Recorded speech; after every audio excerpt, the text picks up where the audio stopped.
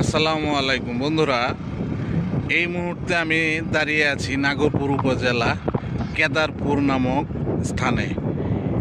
এই কেদারপুর নামের অনুসারে এই ব্রিজটিও কেদারপুর ব্রিজ নামে দেওয়া হয়েছে। তো এই নদীটি দেখতে পারতেছেন যে ব্রিজটি যে নদীর উপর, এই নদীটি কিন্তু ধলেশ্বরী নদী। এই নদীটা নাগরপুরের বলতে গেলে 3 পাশ দিয়ে বয়ে গেছে। তো টাঙ্গাইল যেতে নাগরপুর থেকে যখন টাঙ্গাইল যাবেন তখনও এই নদীটা পার হতে হবে। এই নদীর উপর একটি ব্রিজ আছে, এখানে টোল দিতে হয়। এই যে বাড়িঘরগুলি দেখতে পারতেছেন, এগুলি কিন্তু চরের মধ্যে, নদীর যে চর জেগে উঠছে সেই চরের মধ্যে।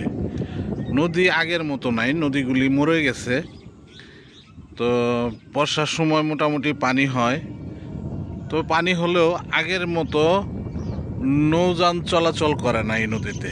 একটা সময় আমরা শুনেছি যে এই নদীতে নাকি প্রচুর বিদেশি নৌকাগুলি, কার্গো নৌকা থেকে শুরু করে ছোট ছোট জাহাজগুলি এই নদী দিয়ে যাতায়াত করত। তো কালের বিবর্তনে নদী কিন্তু তার রূপ হারিয়ে ফেলেছে।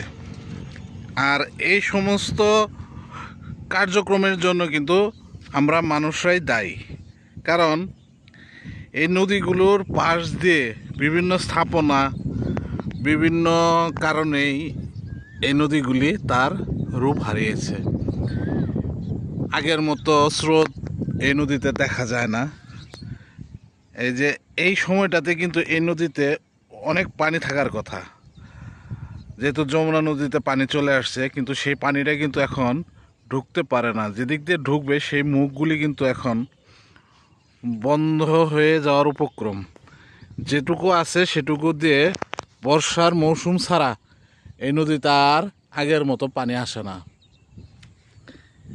এই যে বিস্তীর্ণ এলাকাটা দেখা যাচ্ছে, এটা কিন্তু নদীর মধ্যে ছিল, এখন কিন্তু সেটা নদীর চর পরে এখন আবাদি জমিতে চলে আসছে। এখানে রবি শস্য আবাদ করা হয়। দেখেন, অনেক ধরনের রবি শস্য এখানে উৎপাদন হচ্ছে।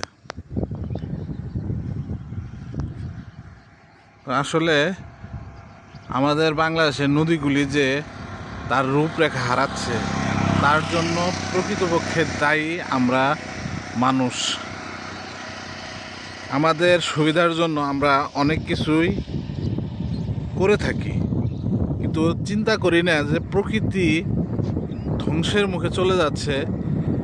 সেই ধ্বংস থেকে প্রকৃতিকে রক্ষা করার জন্য যে পদক্ষেপগুলি, সেগুলো আমরা কখনোই নেই না।